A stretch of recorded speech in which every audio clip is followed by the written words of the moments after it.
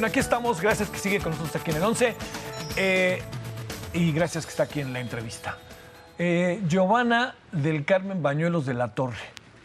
A usted a lo mejor le puede decir mucho o poco, pero le quiero decir que es senadora de la República por el Partido del Trabajo. Giovanna, ¿cómo estás? Muy bien, Javier, muy contenta. Es un gusto. De estar aquí ¿Cómo en te tu ha ido? espacio. Pues bien, tengo la fortuna de presidir ahorita una comisión muy importante que tiene que ver mucho con la actividad económica de mi estado, que es la de minería. Zacatecas. En Zacatecas, de donde soy oriunda. Actualmente también coordino a mi grupo parlamentario, somos 6 senadores del Partido del Trabajo.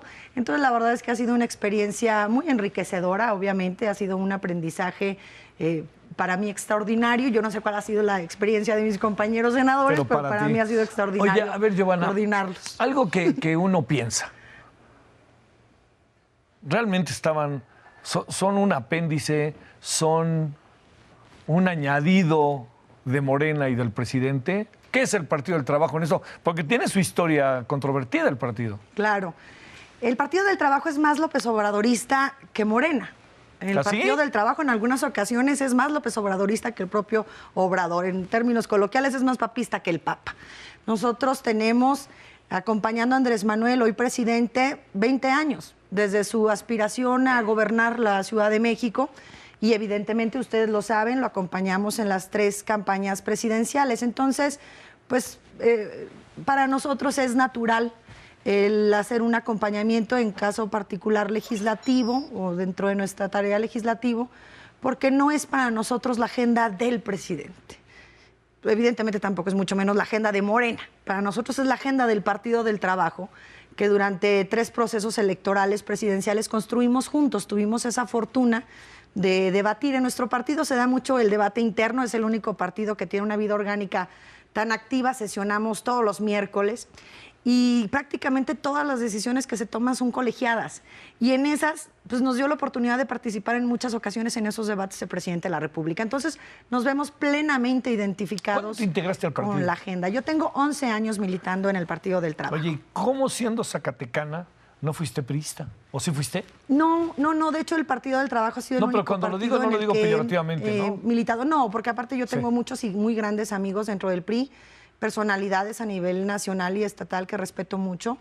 Yo no soy de la idea de generalizar, a mí me ofende que digan que todos los políticos son corruptos o son ladrones, etcétera. Yo tampoco puedo decir que en el priismo está sentado el mal del país. No, hay gente valiosa en todos los partidos. Sin embargo, a mí nunca me llamó la atención militar en un partido de derecha.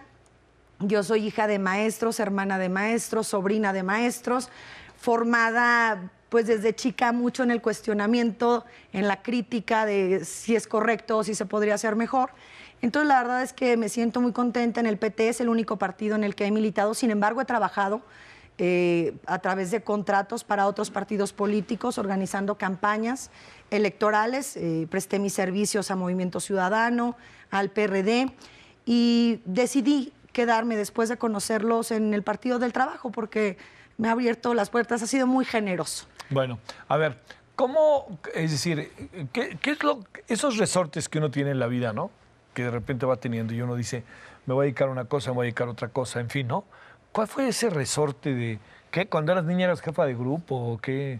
Fíjate que eras muy sí, tuve mi planilla en la secundaria, claro, ¿no? Mi planilla para el Consejo Estudiantil, ganamos, obviamente. Pero obviamente yo estaba retirada un poco de la actividad política. En mi familia no hay nadie que se haya dedicado a la política. Mi abuelo paterno, bueno, él sí, él fue alcalde, no me tocó a mí vivir esa etapa de su vida. Él fue alcalde de mi pueblo, Montescobedo, Zacatecas, pero a partir de ahí ninguno, ni mis tíos, ningún familiar cercano se dedicaba a esta actividad.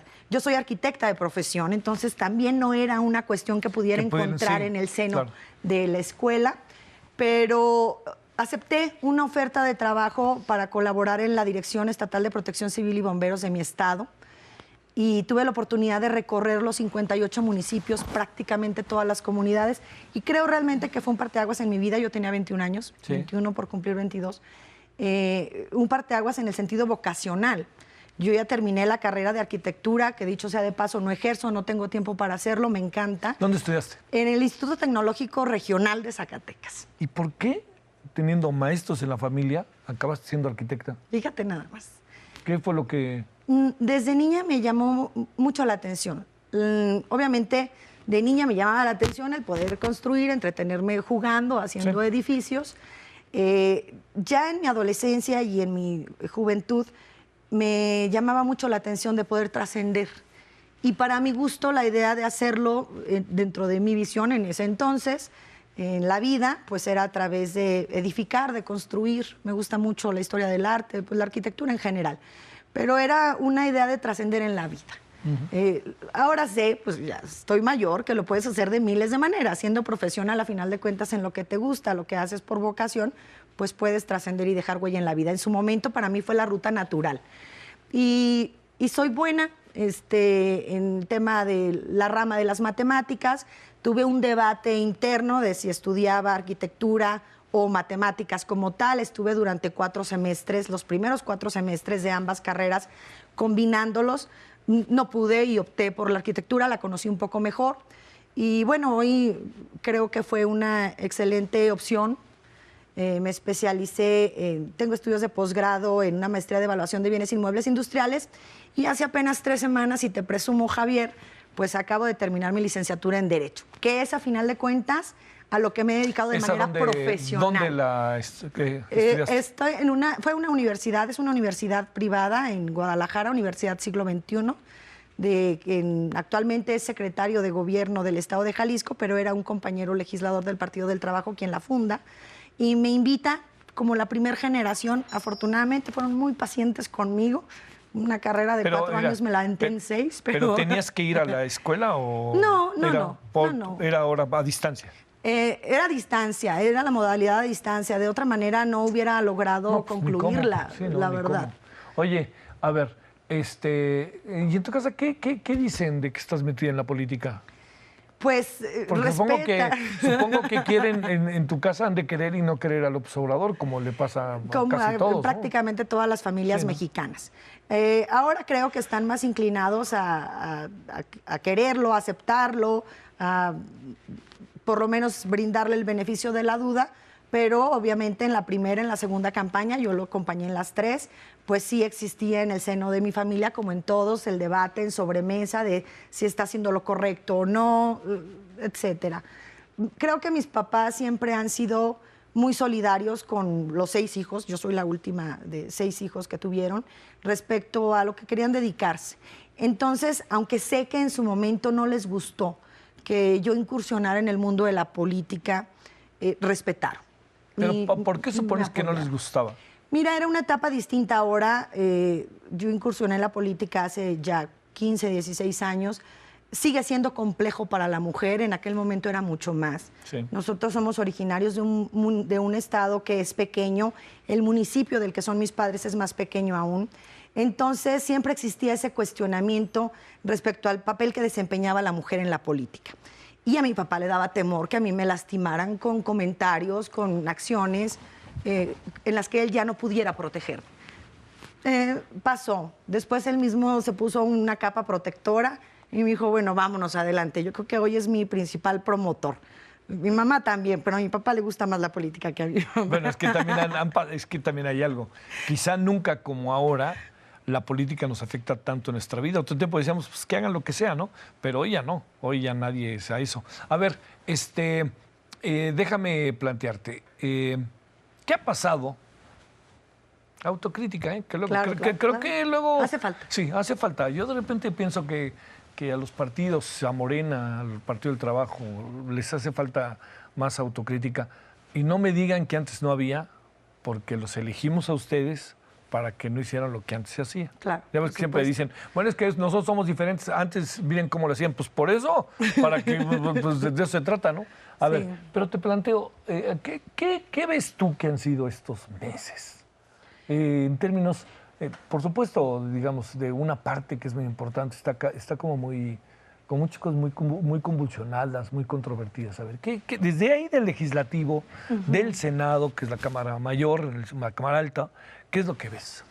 Bueno, en principio que se ha dinamizado mucho la actividad legislativa en el pasado y nos lo cuenta personal que colabora ahí. Sí. Están acostumbrados a una agenda de trabajo mucho más relajado. Yo creo que todo el mundo ha observado que, pues evidentemente se ha estado trabajando a marchas forzadas, como lo mencioné, con un ritmo muy acelerado, para poder encuadrar jurídicamente todos los proyectos que el gobierno federal quiere acercar a la ciudadanía.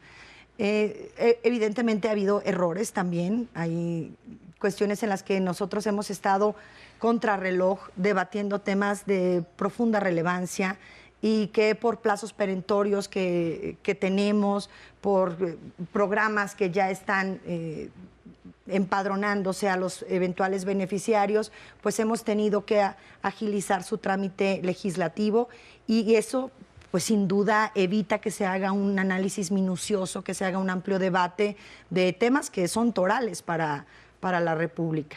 Creo que eso podría ser como la observación negativa. Sin embargo, pues estamos viviendo en una circunstancia del país en el que demanda mucho más entrega de sus representantes. Estamos sesionando pues prácticamente 3-1, como en la estadística señala que en el pasado se hacía. Llevamos pues prácticamente 800 iniciativas presentadas y no solamente para que sea numeralia, para que le sirva a los grupos parlamentarios como informe, sino realmente porque es necesario modificar nuestro marco jurídico, cosas que se presentan y que han terminado en dictámenes, reformas constitucionales que en lo particular a mí me enorgullecen, como el de Guardia Nacional, increíble que en un debate tan serio como es el tema de la seguridad pública de nuestro país, sin duda el problema más sentido por todos los ciudadanos, tuviera el aval del Congreso de la Unión, pero también el aval de todos los congresos estatales. Creo que es un hecho histórico que no podemos subestimar porque está dotado de una gran confianza y de mucha esperanza, ya no de la ciudadanía como sucedió en la jornada electoral, sino de los legisladores, de todos los grupos parlamentarios, para aportar un grano de arena en un momento en el que el país está viviendo una severa crisis en materia económica, en materia de seguridad pública y en muchas otras materias. En materia legislativa yo creo que ha estado a la altura el Senado y la Cámara de Diputados de esta demanda, pero fundamentalmente del reclamo que existía de la gente y que no era en vano, de que las figuras dentro de la política más odiadas, las más repudiadas, pues eran los legisladores. En una encuesta pues en la que sabíamos también no había confianza en las instituciones en materia de seguridad pública, pues salíamos casi igualmente evaluados. Tenía razón la gente, sigue teniendo razón la gente al cuestionar qué hacen. El tema de austeridad republicana ha sido un tema que tal vez en este momento no se ha dimensionado lo profundo que fue el cambio y lo significativo que habrá de ser para lo sano, para la vida pública de nuestro país, el que puedan tomarse medidas de esta naturaleza. Por citarte ejemplos modestos, tal vez, pero que son realmente significativos. Nosotros tomamos protesta en septiembre y de septiembre a diciembre se hizo una bolsa de ahorros de más de 300 millones de pesos, de cosas que no comprometían el funcionamiento del Senado, sino bonos de bienvenida de 400,000 pesos, seguro de gastos médicos mayores, excesos que evidentemente la gente observaba, veía al político que entraba en condiciones modestas a cumplir una responsabilidad o un encargo y salía con grandes patrimonios. Entonces, sí estamos viviendo una época diferente, sí hay tropezones, Javier, hay que decirlo, sí. ¿Por qué no? Porque a final de cuentas estamos construyendo esta nueva etapa de la historia de nuestro país, seres humanos, y bueno, creo que afortunadamente en lo que en nuestro ámbito compete, que es lo legislativo, sí, pues la ley siempre tiene esa flexibilidad de ser perfectible. Identificas un error, ahora somos no solamente una mayoría en el Congreso de la Unión, sino un Congreso de la Unión consciente, porque contamos en temas torales también con el PRI, con el Verde, con prácticamente todos los grupos parlamentarios, para poder rectificar lo que en el pasado pudimos haber hecho mal. A ver, han pasado cosas estos meses, estos 7 meses, aunque yo siempre digo que en sentido estricto el presidente está gobernando casi como desde el 4 de julio del año pasado, ¿no? Porque entre que Peña Nieto se escondió, desapareció, y que Andrés Manuel tuvo un papel relevante públicamente, ¿no? Haciendo hasta consultas. A ver, ¿le damos 5 años al gobernador de Baja California o 2? 2. Es un insulto, es una grosería, es un acto de total impunidad lo que sucedió en el estado de Baja California. Nosotros no tenemos duda de eso, pese a que fue nuestro candidato a gobernador. Le damos a ¿Qué piensas cuando leíste la carta y la entrevista de proceso con Carlos Ursúa?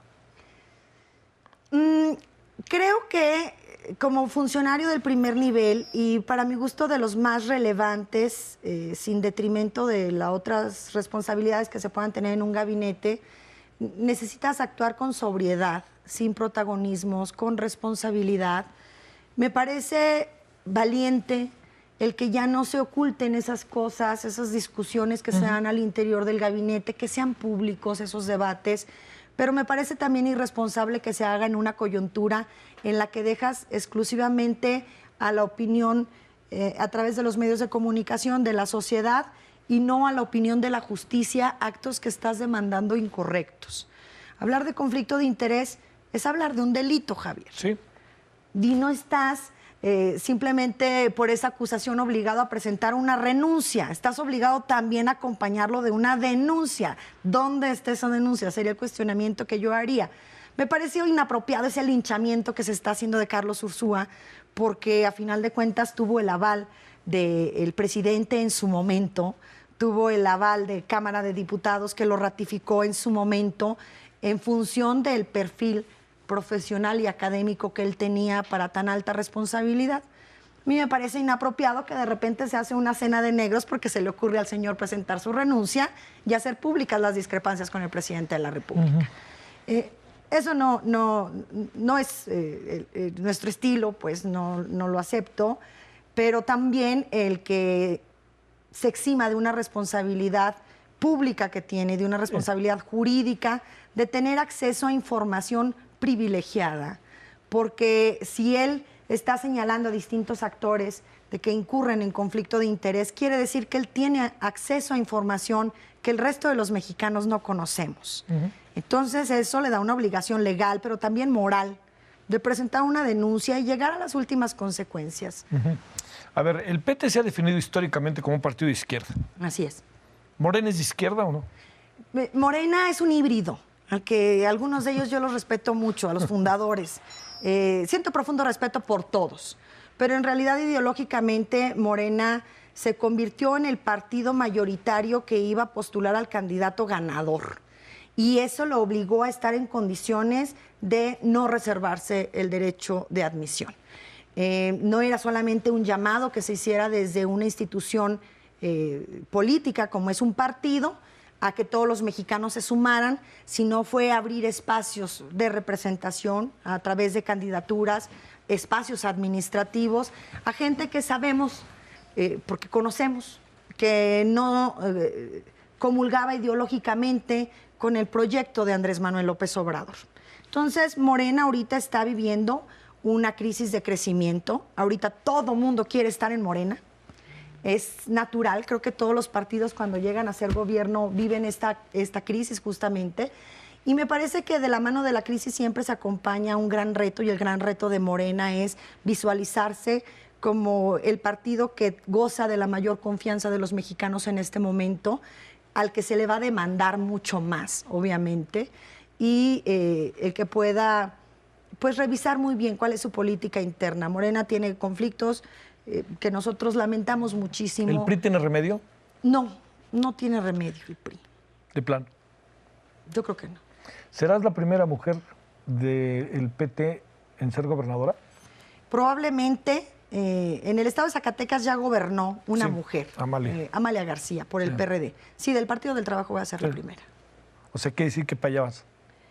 Aspira cualquier político a, obviamente, tener esta altísima responsabilidad, que es conducir las riendas de su estado. Para mí es, obviamente, parte de mi proyecto de vida. ¿Y qué dice Monreal de eso? Tal vez no le guste la idea,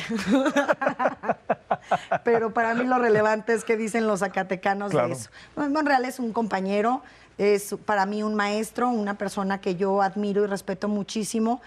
Está calificado en la historia de Zacatecas como el mejor gobernador que ha tenido la entidad. Dicen que hace lo que quiere en Zacatecas, ¿es cierto? Fíjate que se le adjudican muchas cosas. Sí.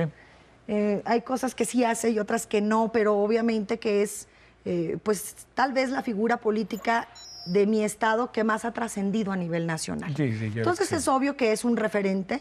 Los zacatecanos seguimos siempre la carrera de Ricardo, las posiciones que él tiene. Creo que nos sentimos todos orgullosos de él, y si no, yo por lo menos me siento muy orgullosa de saber que soy paisana de un hombre con esa inteligencia y tan brillante como es él. Pero el liderazgo no es transferible. Ricardo Monreal pertenece a una familia política.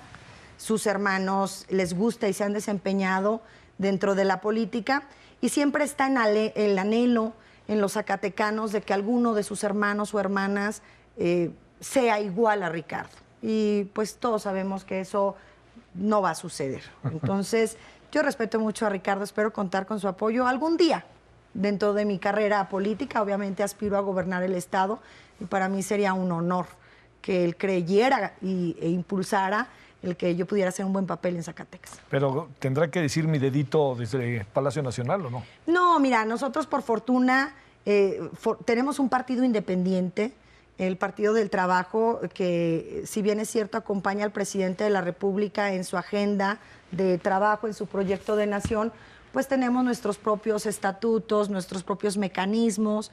Yo he sido diputada local del Partido del Trabajo en 2 ocasiones, dirigente estatal del partido también durante 3 años, y pues bueno, hoy coordino a los senadores, porque siempre he tenido una mano aliada, porque siempre he tenido un voto de confianza, porque siempre he tenido una oportunidad en el Partido del Trabajo. Y yo creo que el principal reto en ese sentido es buscar que el Partido del Trabajo crea que yo puedo ser una buena gobernadora de Zacatecas y posteriormente hacer... Ya veremos. ¿Cuándo son las elecciones? En el 2021. En el 2021. Hijo, van a pasar un chorro de Elecciones cosas, ¿eh? intermedias, claro. Van a pasar muchas cosas en ese año, ¿eh? Sí.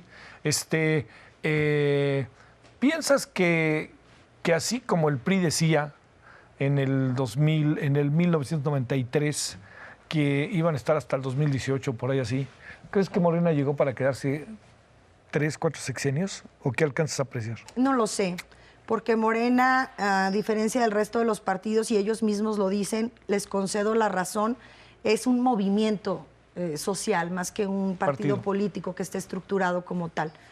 Y este movimiento social surge en torno a un liderazgo, a diferencia del resto, que surgen en función de principios, de otro tipo de cuestiones. El liderazgo de Andrés es avasallador. Lo ha sido durante los 3 procesos electorales y lo sigue siendo hoy que él gobierna. Entonces, no sé si logre Morena trasladar ese liderazgo del hoy presidente de la República a sus otros actores políticos. No sé si logren sortear un proceso interno de reelección o elección de su nueva dirigencia nacional sin constituirse en tribus o en corrientes políticas, que es a lo quienes pertenecemos a la izquierda juzgamos siempre como el principal conflicto que podemos tener al interior de los partidos políticos. Pero vale la pena observar.